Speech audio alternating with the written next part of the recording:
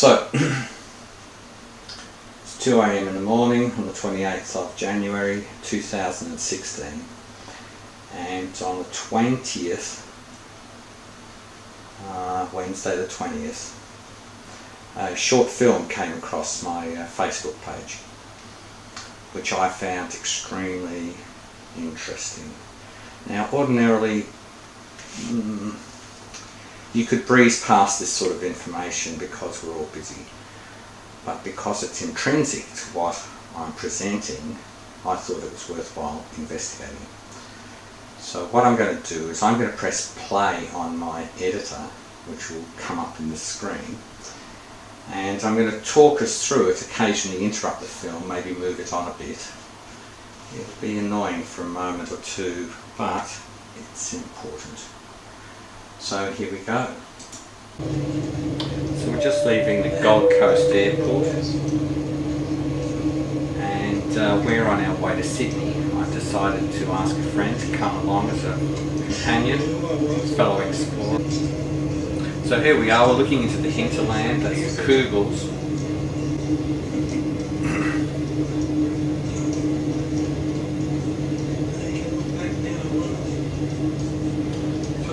Down the volume a tad.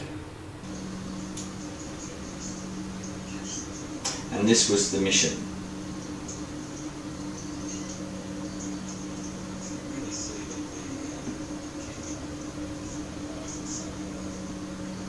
Okay, so we're just taxiing along here, get ready for takeoff. I think he plants it about now.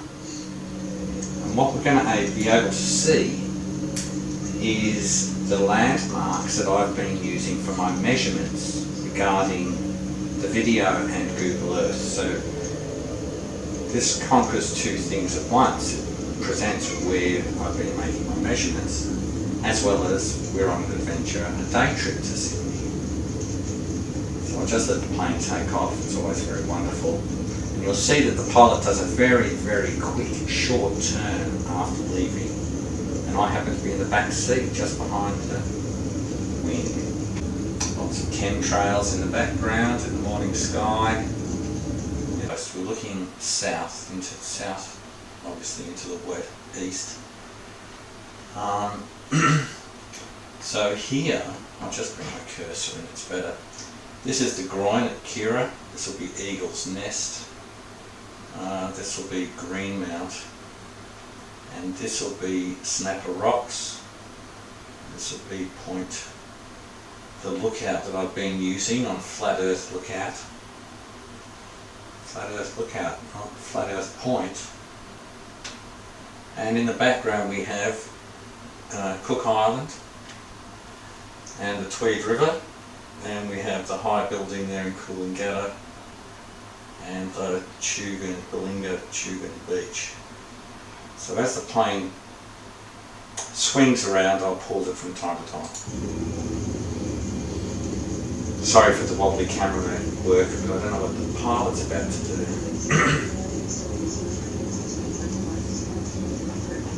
Here he goes, banking. See the glare off the ocean. Cracks in the window, and Cook Island, Fingal Head, Fingal Beach, Tweed River, and get a skyline down the front here, a big building there. I should identify, that's on the south side behind Twin Towns, so that's probably the building I can see from my house. And then we have the Snapper Rocks and Greenmount skyline, Coolangatta, we'll say, and this building here is Karul, and where I make my measurements from is just here, and the background is the D-Bar Lighthouse. I think it's that building there, it's not a building, whatever you call it, and down here is Snapper Rocks. So we just continue now, press play again. And there you can see the sand pipe. Sorry about the wobbles, it's spectacular on a plane. And looking at the sea again. So now we're looking even harder around. This is Fingal Head just behind the wing here, running around to King's Cliff. And we can just press on.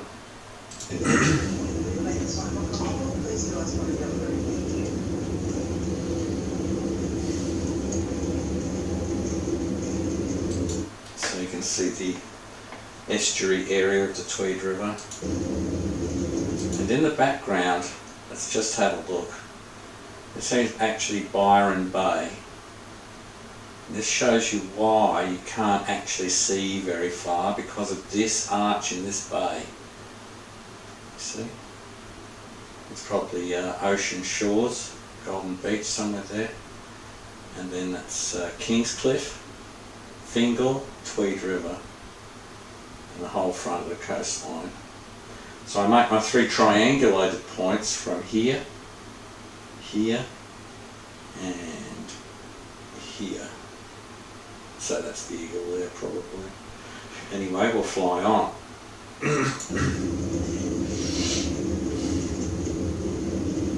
Might as well stop there.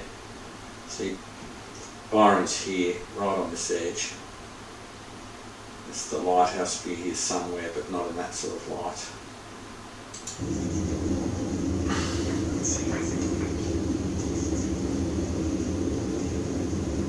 Freeway running through the area, now swinging around.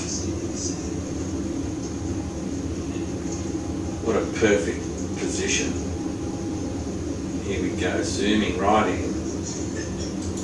So, bring the cursor, Tweed River, Durand Bay, where they surf there. There's the lighthouse down here. My position is here. Right in there. If you can see that. And then the Carrool building, where the aerials, well not aerials, but elevated shots. And just press on.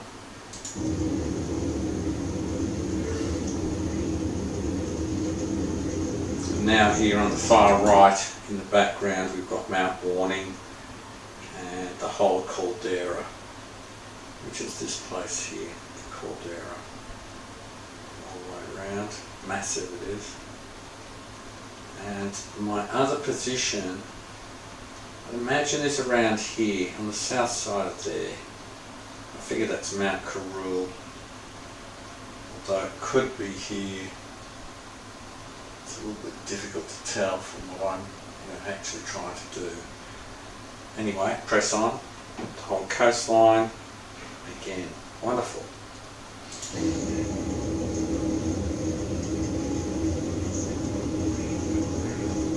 Wollongong, cloud catcher, Mount Warning.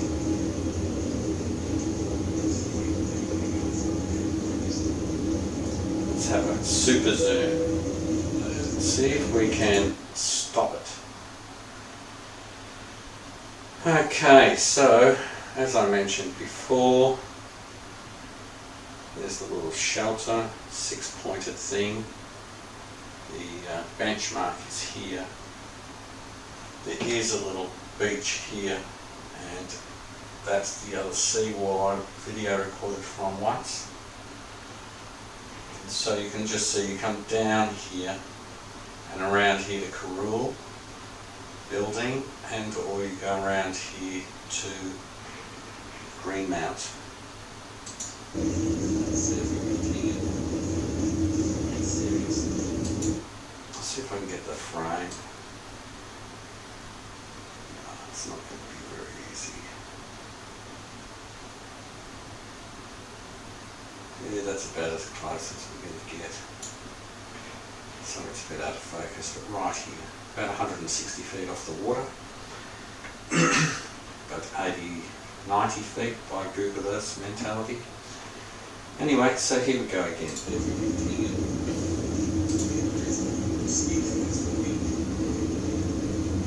So again, the plane's changing its course ever so slightly here and there. And this is a pan straight back up the coast. So if we jump again with the cursor, Balinga, Tugun, This would be Currumbin. Currumbin Creek is running up this way here, up to Currumbin Valley, and the next point along this is all Palm Beach. This will be Burleigh Heads, and the buildings start to get bigger along the coast as we get more and more close to the big Gold Coast. Anyway, you can see how much chemtrail is in the air. It's absolutely outrageous. That's not natural.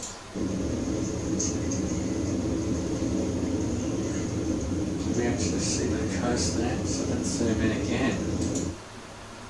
So you've got the Tweed River. This is the opening of the Yoni, if anyone else is understanding what I said in the previous show. And that's the sandpipe, and that's always a good understanding of a groin. So there you go, Cook Island, Fingal Head, background of Bernard Point, running south along the coast, back to Kings Cliff. Somewhere in the background will be Wollongban. There it is. We saw that, there it is. Smack picture there. Pull out again. Tweed Valley. The middle of the caldera, the Yoni. Now we'll see if we do one more pan. Back up to the coast. There you go, there's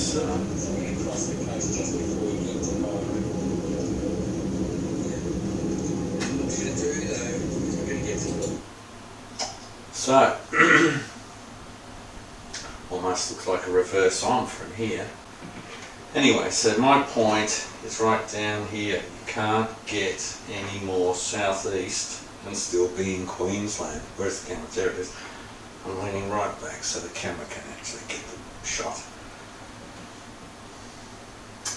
Flat Earth Lookout, Greenmount, Kirra, where the Eagle's Nest is, Balinga, Tugun, Currumbin, Palm Beach, Burleigh, Miami, Mermaid, Broad Beach. There you go, Q1, 13 miles away from this point here. There it is. Nautical miles across the sea. When you see me do those shots of the coast from there, that's what you're looking at with this camera. I'll just let it go now. See if it's worth pointing. Oh. Let me just run that back for a second. Just see if I manage to ping.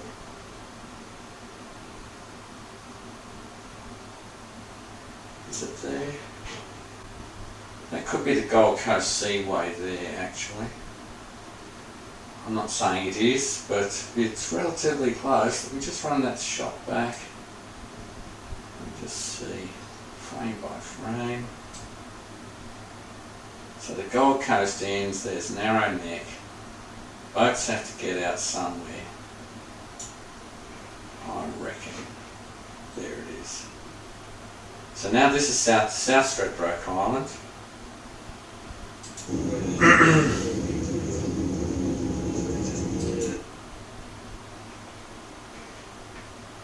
And if not, it's there, but I reckon it's there. And then it's just blurred right out, obviously, because of smoke. There's no industry on the Gold Coast to speak of. So how to do that? What we really are trying to see is right up here. From the ground, that is, obviously. Okay, so we're going to mosey along now. Hope everyone's getting the gravity of what we're talking about. We're looking past here, up the coast. It's just sort of peering through. And I'm seeing what's behind there, up here. From here. It's very simple. Although it does defy the current laws of curvature and Google Earth. So anyway, a nice quick zoom in on the Gold Coast. There you go. If you VUQ1, that's it there, Q1. So there's surfers, and we're now looking up this coast, right up here, straight across the water. It's phenomenal. Okay, just have to have a little jerky ride as we go down the coast.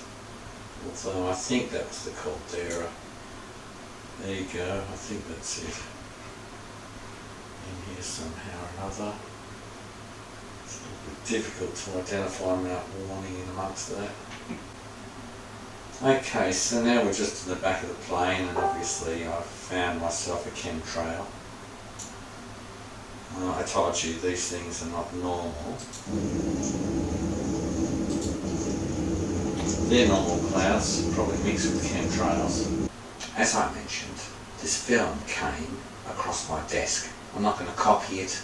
I'm not interested. I don't make my own films.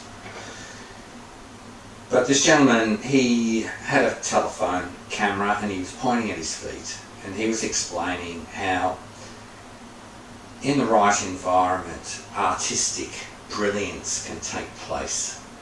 It somehow inspires human activity and wonder becomes from. This gentleman then proceeded to step onto a piece of cut stone.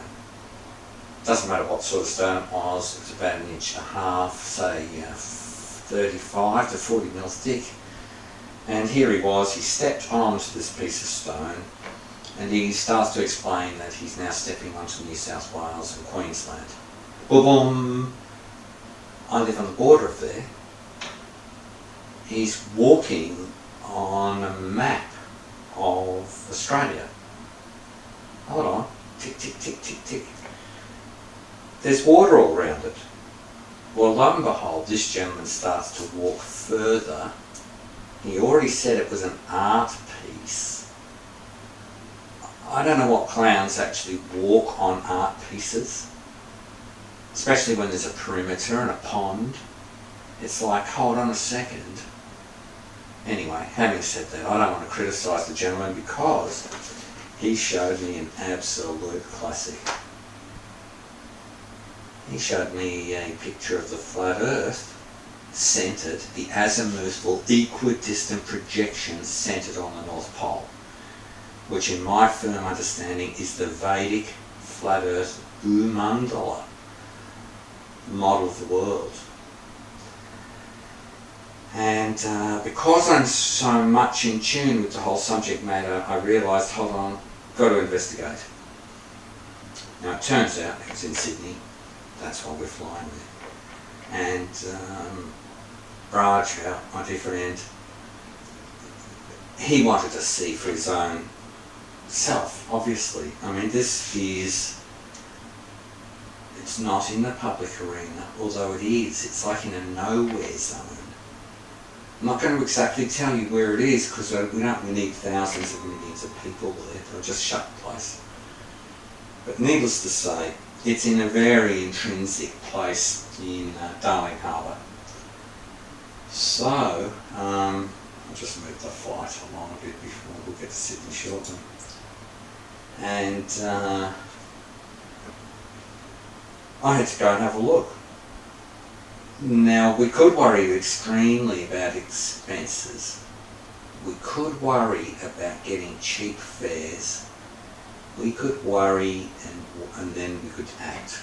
So, I'm a man of action. What I did is we organised an in and out journey from the Gold Coast to Sydney back in the same day. So, we spent about $480 each. And it was worth every last bit of effort.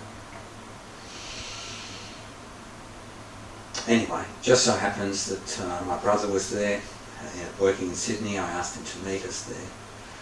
And he had a peculiarity in that he was going to another place just 200 metres or thereabouts away from where we were. And my brother doesn't usually work in Sydney itself. So had a cup of coffee, wish him happy birthday, belated, etc. And show him the same thing that Raj and I are going to look for. So this particular place is in a private garden, so they say, but actually there's access to it from many areas. I'm not going to deliberate, I swear I'm not going to worry about that. I'm going to talk to their management in due course. But nonetheless, you can see the video. What more evidence do you need? I mean, we used to have a saying once upon a time, what do you need it? Carved in stone. I thought about that statement and I realised this, whoever's made this art piece, and I seriously question it's an art piece, whoever made this art piece has planed the stones, cut out the major land masses, suspended them on pegs so that they sit in a constant level of water in a 6 metre circle, which of course represents the ice wall of Antarctica, for anyone who understands that. So, moving right along, anyway, so the next thing I realised, of course, is did they use a bandsaw and cut the stone out? Because every single part of the coastline, rough enough in ratio, is cut into the stone, and they're placed in legs so they're balanced, and they're strong enough for a man to walk on. But you know, you never know when a piece of stone will just cut through its grain, lose the whole thing. So anyway, I don't stand on those sorts of things. I have a little bit more respect, and I don't want to draw attention to myself particularly while I'm on the job. Anyways, it looks like we're flying into Sydney now on film, so let's just see where we are on the time. And of course, when we land, I noticed one of my favourite things. What I've been looking for in my other video. There you go. Okay. So that's a Doppler radar, and no one can find it. I've been looking on Google Earth for a long time now, at least a month. Haven't found it. Found nearly everyone else in southern Queensland, but not that one. But this is the point. This is the area we need. Now at this point, I'll bring up the volume, and provided it doesn't get outrageous, I'll let it go with the film. Okay folks, so here we are. This is called Darling Park apparently. And obviously nice, pretty, round plants. But look what we've got here. Isn't this astonishing? So, for instance, I might do it a bit further than that. Got to get my position. You know, I've just seen it for myself. I need to just back up a tad, so I've got to look for that pot. I've got to get up a tad further. So sorry about the wonky camera, but I haven't edited this. And right smack in the middle, you will notice a plaque and a column, or an obelisk. It's triangular shaped, which is odd for an obelisk. And the obelisk is really, really tall with a globe on top. So here you've got a flat earth. You see, we'll just bring this. This is England, Ireland, Scandinavia, Russia. This is Europe, the Mediterranean Sea. My hand in the way and all that. Damn. And North Africa, etc. So, Greenland, you might as well say, Iceland, Greenland, etc., North America, Great Lakes, Canada, over there in Alaska, doesn't share a pale bullshit. Anyway, there you go, the Garden Darling Park. The plaque ceremonies commemorates the official opening of the garden at Darling Park on the 17th of September 1999. The garden was opened by Miss Diana Tolte, Managed Development and Property, Darling Harbour Authority. Such and such real estate, Lend Lease, Darling Park. Yeah, well, that plate doesn't say who made this. Anyway, so we'll just move along really quickly because we haven't got all night. What we have. There you go, Australia, Indonesia, see Kalimantan here, Sulawesi, Papua New Guinea, Bali being here somewhere, I suppose, Sumatra. I think that'd be Thailand. Out here, I can't remember for the second. And now we've got the Bay of Bengal here, the east coast of India, Sri Lanka, India, Gujarat, around here to the Arabian Sea. So they say. I don't believe in any of these names, by the way. We'll get back to that in a minute. This is really just a report to say, well, look, how come nobody knows about this? When I say nobody, obviously some people know there, they have the damn lunch there.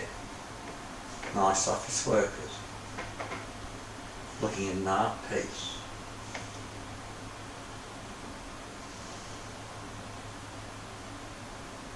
It's a UN flag in a garden with a Meru in the middle. Oh, an artist's representation of a Meru, smack at the North Pole, centred at the pole star. Of course, that's how the sun is accessing around the circular plate Earth. Okay, let's move along. See the nice water, see the grid. Look, this gentleman has made this with so precision. There's a line that is both on the land and under the water, representing, is it 1 hour, 15 degrees. Every one will be 15 degrees. Now I'm not sure if I do swing around here. Let's see if we do. Because, oh no, of course we're going to focus a bit on Australia. Ah, yes. So, this here in close-up, this is somewhat of an awkward shot, but this is New South Wales. It's supposed to be Tasmania, whoever knows what that is. And this is New South Wales, northern New South Wales. This is supposed to be, I suppose, Byron, and then there's this point here. Now this point here. Maybe it's back here. It's a bit difficult to tell, but I think it isn't. Whichever way it is, the map on a flat Earth projection is completely different to the map on globular projection. Mercator, it doesn't matter. Any globe's a dead globe. So as my fingers, my thumbs curve around the globe, what they've done is they've dragged all the mathematics in and around to fit a pole that doesn't exist. And so the coast is actually looking more like that from the south. And it keeps doing that all the way up to the Cape. Peculiar. And I was very fortunate to find that spot immediately. But of course without that P900, I wouldn't know what I was looking at properly. So let's just go on for a second or two. Yeah, so I can't say that it's all seemingly so absolutely accurate, but it's certainly better than a globe. Okay, so as I walk around, whoops. Looks like someone's damaged some of it.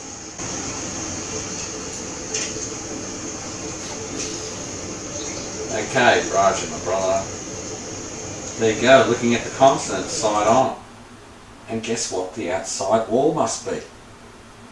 It's probably not in the right position. It probably should be a further bit out. because at the moment it's showing the UN. This is 60 degrees south. I can't imagine it's being much more than that. So it should actually be out here somewhere where that supposed 90 degrees south would be. All the way around on the outside here somehow. Without speculating too much about it, here's the point. There's a wall, there's the water representing the oceans. Here someone's gone to great lengths to not only map the whole damn thing out, to commission it, to have it all done, to put it there for anyone to see. Let's move on. There's your ice wall. And there's your South America. So here's the point right there. You see? It is. So as this point of South America comes down, when you look at this on a globe, and this would be the Falklands, the South Georgia perhaps, as far south perhaps, but this is that British territory that the Argentine War was all about. Oh, good on you, Maggie Thatcher. You're a warmonger for that. You know why? It's pretty damn obvious. So they could have control over the South Ring. Not the Argentines, forgot about that. Okay, so just a little bit of a fountain here, keeps the motion and the ripples to make it look like ocean. But see this gap here? That's what tells you it's 60 degrees.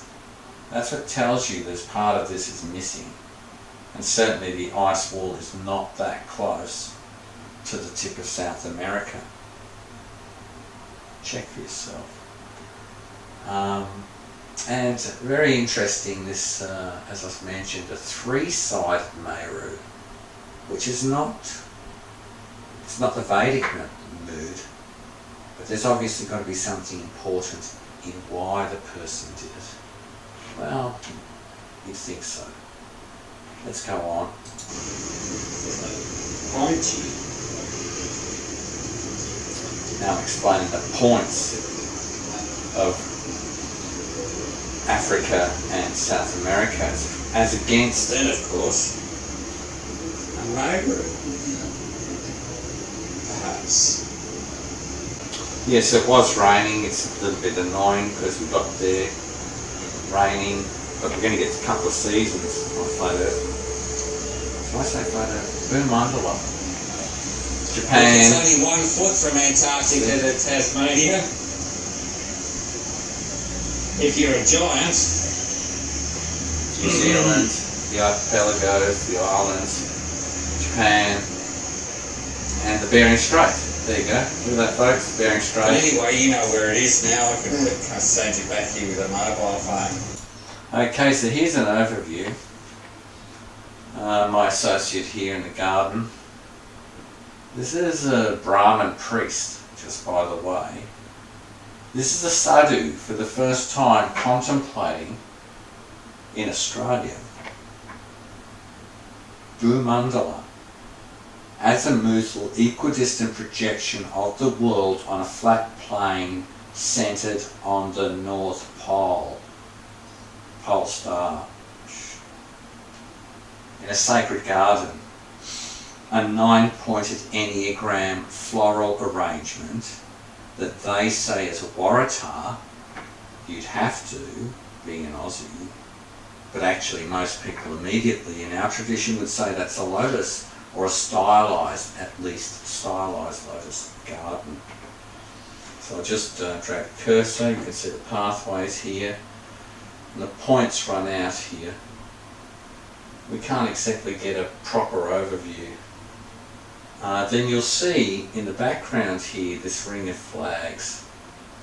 You only see rings of flags around UN, anything UN. So that's the UN projection. Try and understand, that's the UN flag projection. at least in the logo world. But I have a feeling that that's actually an initiation point for 33-degree Masons. Could be wrong. It's rather private though. So here we've got the bird, and the ball, and the Meru column, and a huge South Pacific Ocean, and a huge Mahabharat Sagara ocean. Here we go again. I'm just going to press on, and the other one is the Upland Sagara. So I have a feeling that some of these things are not quite right, but who am I to say? Now you can't see it properly here, but this is the interesting thing for me. So this line here, I would understand that to be running through Ujjain in India. And there's a meridian, this is it, where all of the observatories are on one line. I could show you on Google Earth. I might just do that now, just a second. Two lines almost running parallel. And that's where all the observatories are. See, observatory. We go up further, just more observatories. Dongla. Got to get out of there and use it this way.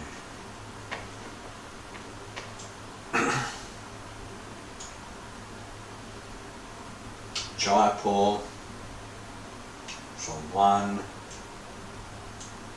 Dongla, pretty important lines, those two. And I'm not sure if I've got that Ujjain point. I'm sure I have Ujjain somewhere.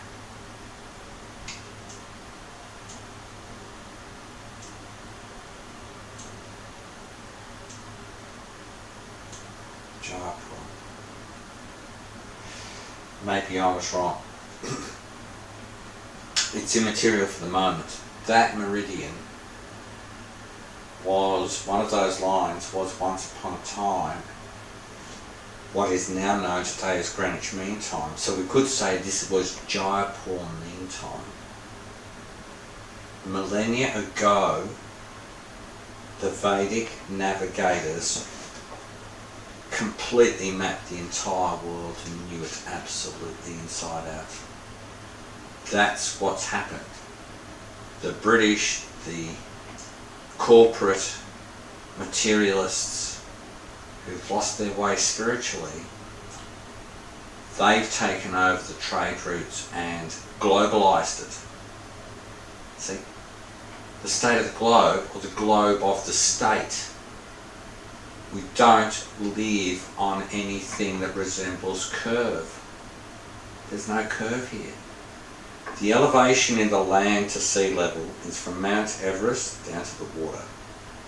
And the other way around is from the sea level down to as deep as Marianas Trench. So if one is 14 miles, and one is what, 7 or 8 or 9? 25 miles between highest point and lowest point. Then there's just solid crust, or there is water that's impenetrable, as one of those divers in the bathyspheres experienced. And apparently no one's dug any deeper than 8 miles into that crust. That was done by the Russians. That's where that song 8 Mile apparently. So we don't know much about our crust. We certainly don't know where the centre of the ball is, where the iron magnet creating all the gravity. Just nonsense. Stupidity, actually. I won't get wound up. Ujjain, this particular meridian, was the centre timepiece of the world in the Vedic culture. More than likely the Tamil culture as well. Having said that,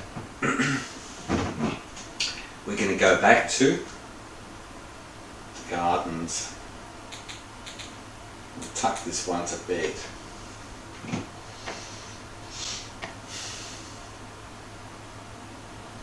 Okie doke, so I'll just grab another cursor, my mousey. Mousey, what a joke.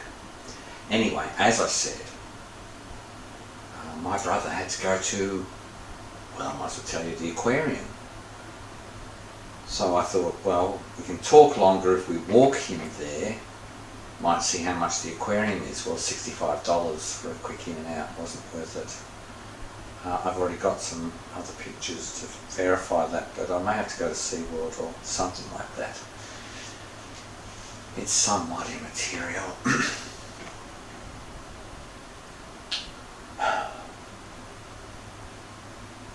Upon walking back from Darling Harbour Aquarium, as you walk back in, come to this astonishing thing.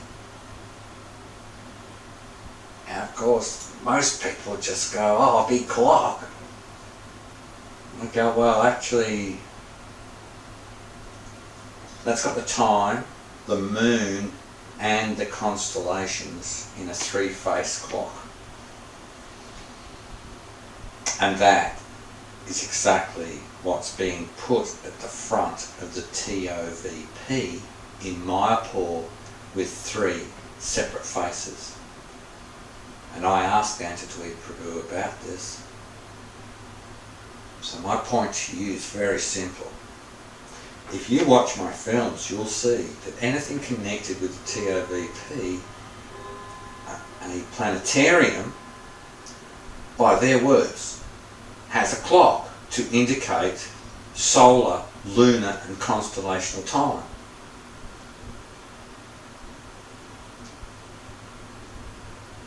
One of the features I saw was your clock. When I say your, I mean the temple clock. Yes. That gateway clock looks fabulous to me. Would you like to tell us a little bit about that clock? Above the main entrance, there's three clocks. The one in the centre is an astronomical clock that shows the movements of the stars and the planets in real time and their positions, and there's also a horizon line on there so you can look at it. And for Mayapur, where it is, when a planet is within that horizon zone, you know it's in the sky, and when it's outside of it, it's not visible at the moment. So it will show all the movements of the planets, the movement of the sun and the seasons and everything.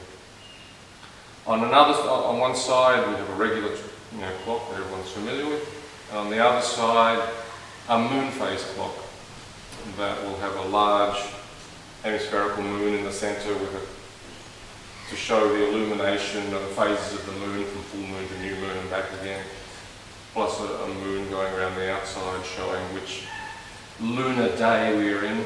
1 month from full moon to full moon is divided into 30 phases for religious purposes, and it'll indicate that, which is important for devotees because on certain days, like the 11th day of the moon, we have fasting and so on. Okay. So now I'm walking back into where I've just come from, and I see the clock. So there's two things going on there. One is that it's maritime, admiralty, Masonic, three-dimension, material body, corporate, legalese, their form of a planetarium, without exposing the point. I could be wrong, but who on earth as an artist would make that garden as an installation? You've got to be kidding. So the clock was absolutely like the tick. You'll see what I mean? I'm getting a bit tired now. It's nearly 3 o'clock in the morning, so we'll just mosey on. There you go. It seriously doesn't get any plainer. How big do you want the clock? Remember, what do you want cut in stone? Getting back to the point. So I thought the gentleman must have used a bandsaw, but of course they have laser cutting. So that meant that the gentleman's, plural, put it into a program, the azimuthal equidistant, into a computer cutting program for stone. masons. Freemason, stonemason. Get it? So this is hidden in plain sight, folks. It's very, very out there. And I'll just see what other film footage there is on this to see, because the clock's all very well. But you'll see that it's up close and personal. I mean, I could refer to some of these constellations, actually, but it's sort of immaterial. Yeah, this isn't really the way you make films, but what did we do again? So we came past the clock. Here we go. So now we're back in the garden, and now what we're going to see is at least... Could this be Meru?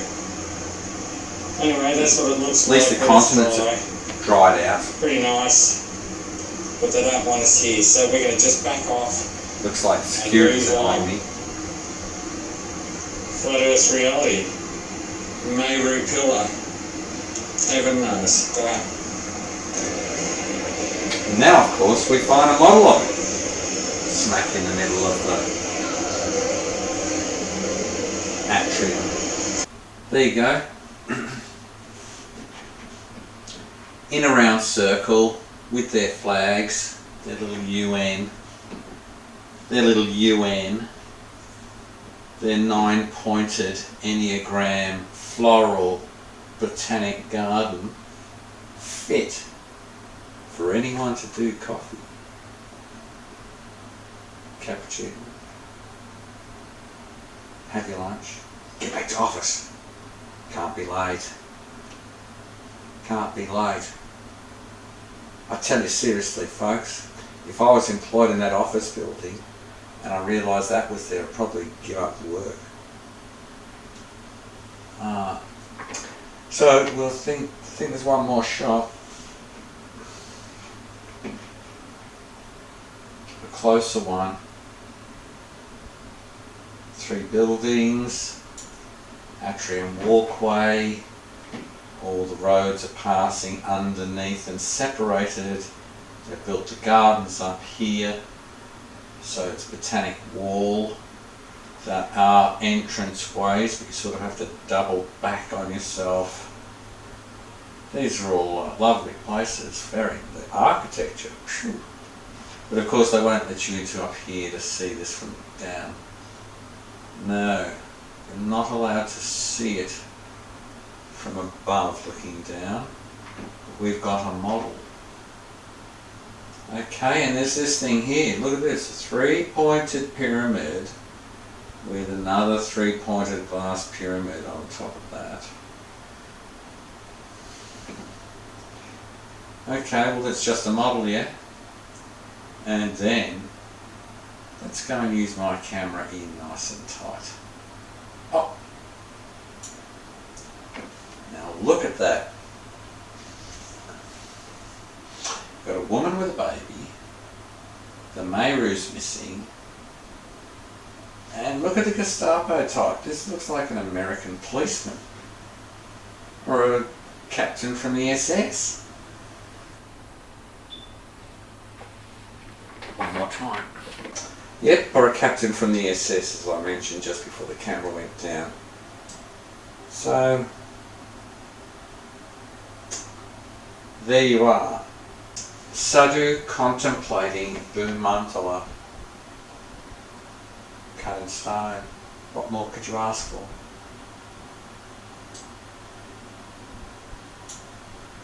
There it is, folks.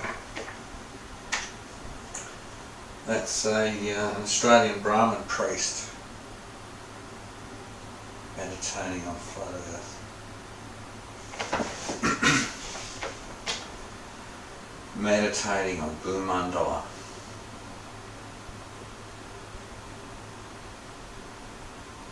After being there, I realised that actually you could virtually install them as deities of the Earth planet. Instead of her female human form, instead of her cow form, You could actually worship her. You could actually do arti. Throw flowers, light ghee lamps, present incense.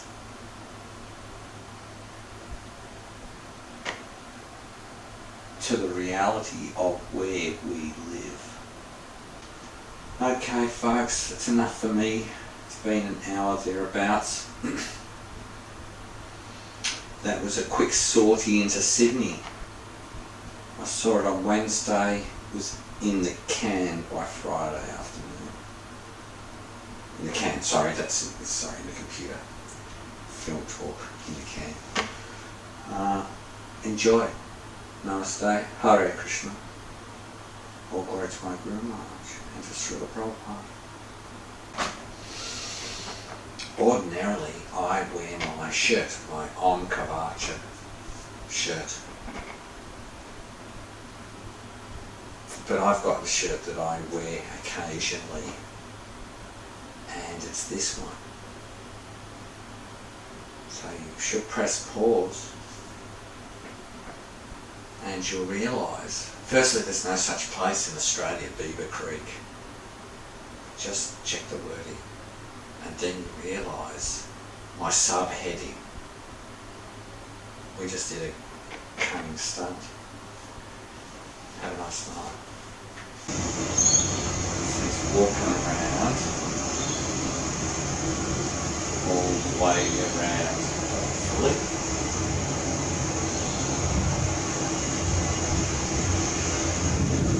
See, called circumambulation of the deity.